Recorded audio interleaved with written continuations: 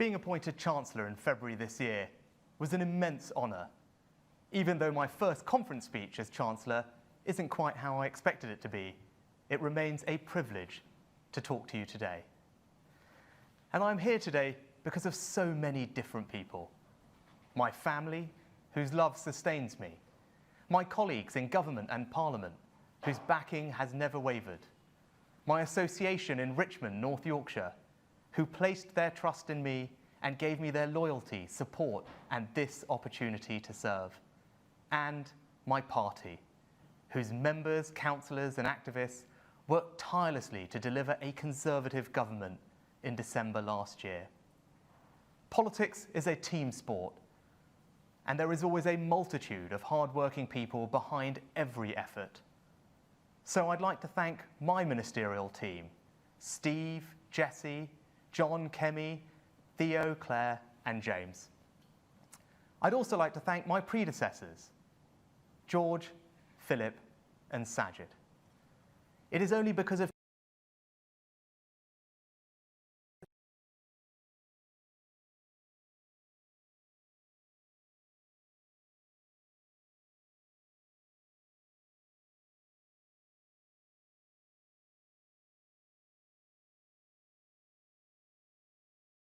we have in responding to coronavirus. And I would like to thank the Prime Minister for entrusting me with this job and whose friendship has been invaluable. I've seen up close the burden the Prime Minister carries. We all know he has an ability to connect with people in a way that few politicians manage. It is a special and rare quality. But what the commentators don't see, the thing I see, is the concern and care he feels for people every day, for the well-being of every person in our country. Yes, it's been difficult, challenges are part of the job, but on the big calls, in the big moments, Boris Johnson has got it right, and that is the leadership that we need. Because we are only partway through this crisis. What began in March as a health emergency has grown and now reaches deep into our society and economy. Not only does it endanger lives, but jobs and education. It separates friends and family. This government has never been blind to the difficult trade-offs and decisions coronavirus has forced upon us.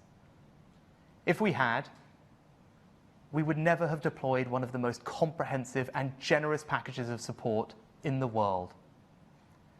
But more than the measures themselves, it is the values behind them that I want to impress upon you. Conservatives believe in the importance of community and belonging. We believe in personal responsibility and pragmatism. We believe in the nobility of work and free enterprise. And we believe in the unbreakable bond of union that unites the four nations of our United Kingdom. Our values are old and true and have withstood tests of strife, of terror, and even war. They are timeless because they are a wisdom earned over generations. And they are universal because they are rooted in the fundamental belief that individual freedom enables both the greatest achievement and the gentlest kindness. People looked at us last December and saw this Conservative Party. They saw a party whose values and priorities were aligned with those of the British people. They saw a party prepared to act at a scale commensurate with the challenges our country faces, and they were not wrong. The self-employed support scheme, Eat Out to Help Out, our plan for jobs, the job support scheme, a VAT cut for the tourism and hospitality sectors, the pay-as-you-grow scheme, a stamp duty holiday, a £2 billion Green Homes grant programme, the £2 billion Kickstart scheme, nearly 1 million business grants, a 12-month business rates holiday, a £38 billion bounce back loan programme to over 1 million small businesses, over 66,000 coronavirus business interruption loans, the Future Fund, tax deferrals, support for our brilliant charities, billions of pounds of extra funding to support our most vulnerable, a 6-month mortgage holiday, and yes, the furlough scheme.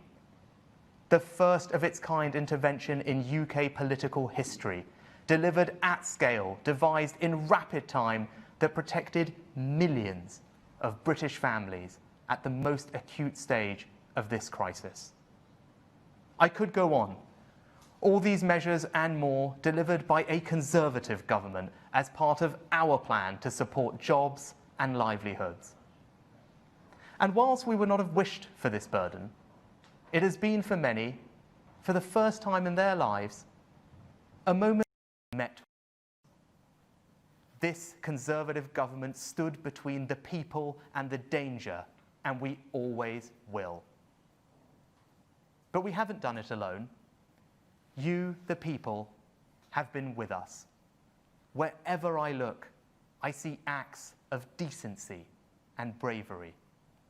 Barbara and Richard Wilson in Cumbria, who furloughed the staff from their butcher's shop but topped up their wages so they didn't have any extra worries about bills. Kevin Butler, who used the self-employed support scheme to help meet the cost of living whilst his partner worked so he could homeschool their daughter. John, Norma and Richard King, who run the Bull's Head Inn in Shropshire, who did the right thing when we asked, made their pub COVID compliant and reopened using Eat Out to Help Out in August. Thank you to all those businesses, small and large, who are making the right decisions in difficult circumstances for workers and customers. We are now seeing our economy go through changes as a result of coronavirus that can't be ignored. I have always said I can't protect every job and every business. No Chancellor could.